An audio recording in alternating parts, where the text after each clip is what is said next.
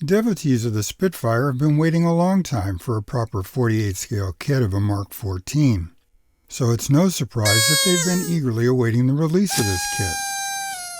Welcome to Scale Model Workshop and my review of the latest Spitfire from Airfix.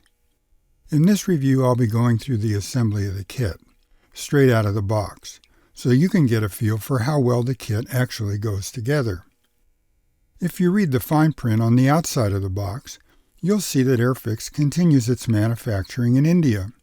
Looking inside the box, you can see the basic kits made up of 4 trees in light, slightly bluish-gray plastic, along with a small tree of clear parts. If you look even closer at the trees in the kit, you can get a pretty fair idea of the mold design and the sophistication of the injection process. Most modelers refer to the tree as a sprue, but with injection molding, the tree and mold are broken down into a number of areas, and the sprue is only one part. As modelers, we mostly deal with small parts, and really small parts, so we tend to focus on the number and quality of the attachments or gates. There are a large number of gate designs, and to an extent, the design and amount of the gates, as well as the width of the land, can effectively make or break a kit. So in this regard, let's see how Airfix's latest Spitfire stacks up against a known commodity like Tamiya's latest Spitfire kit. Here we're looking at the trees that contain the cockpit details. These 2 parts make up a portion of the cockpit floor. The Airfix part uses 6 gates, while the Tamiya part only has 3.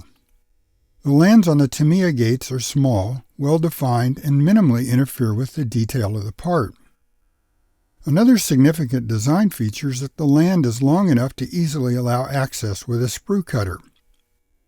In contrast, the land on the Airfix gates is almost non-existent, so that the gate actually extends over a significant amount of the detail, making it more difficult to remove the part from the tree. Comparing the 2 parts, you can see how well defined the Tamiya part is. On the other hand, the Airfix part suffers from what looks like flash and poor registration of the mold halves, as well as quite a lot of gate material. All this combined is significant and results in a very ill-defined part. It's also significant for this review, because I want to present an honest critique of the model kit and how it goes together, not my ability to correct flaws. So fair warning, this isn't a construction article. If the part isn't molded cleanly, you're going to see it. Unlike their earlier Mark XIX, Airfix has molded the fuselage with separate exhaust shrouds. 2 different rudders are included in the kit. The portion of the cowling over the fuel tanks is a separate piece. This is the same as their earlier Mark V. The wings are molded in a conventional form split along the center with separate ailerons and standard wing tips, but Airfix does include the caps for the clipped wing.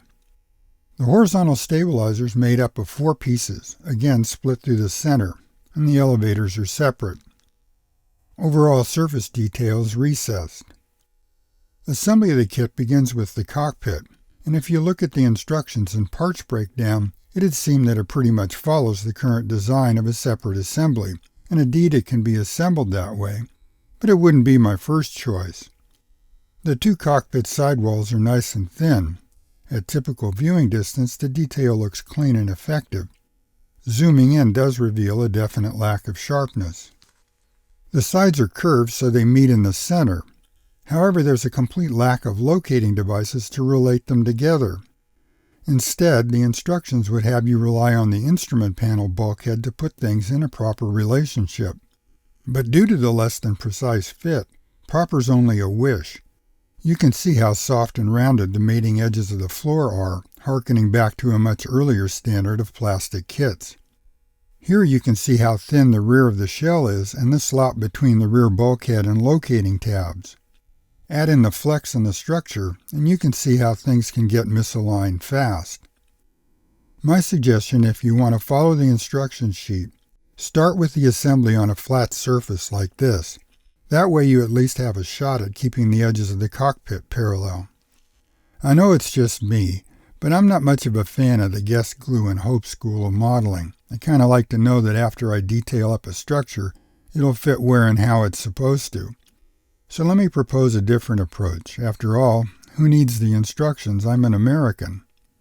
When a cockpit assembly is designed this way, one of the key elements is that the cockpit sides on the tub fit flush with the molded area on the fuselage halves. Here you can see that Airfix molded in a pretty definite seat for each side, so I decided to use this as my starting point. But before I glued the sides in place, I needed to have a way to quickly and reliably bring the bottom of the tub halves together, so I added some temporary tabs. Each side was glued to place with Tamiya extra thin cement and the two halves brought together. I slipped in the fore and aft bulkheads and clipped the tabs together. Once the sides were set, I disassembled the fuselage and built everything up as per the instructions, using the securely positioned cockpit sides as a solid guide.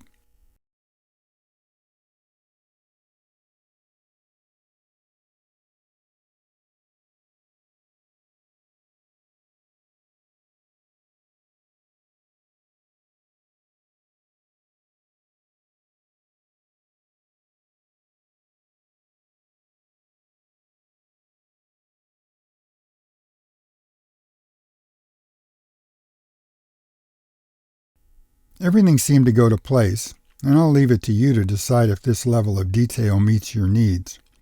But I'll have some additional thoughts about the quality of the parts in my concluding remarks in Part 2 of this review.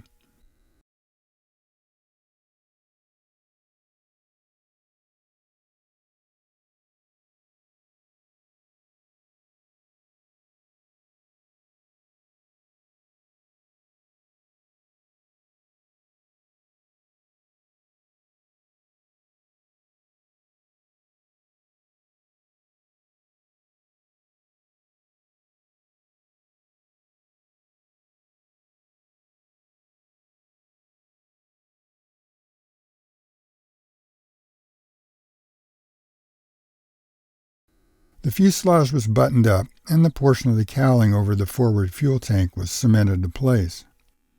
The fit of the fuselage halves was okay. Not stellar, but okay. I'd suggest you do it in stages, allowing plenty of time in between to let each successive joint become solid. Pay special attention to the cowl. Because of the large amount of cutout in the fuselage, there's a fair amount of slop fore and aft, with a slight discrepancy between the two halves. The more critical edge is where the after portion of the cowl fits. I used a straight edge to ensure as straight a joint as possible. However, despite what I thought was careful planning, the fit of the aft portion of the cowl is dreadful. I played with it for a while, but in the end, I decided that it'd be better to show some of what you'll be up against. Sloppy mold cutting leaving this sort of thing is not acceptable if you're going for this type of parts breakdown.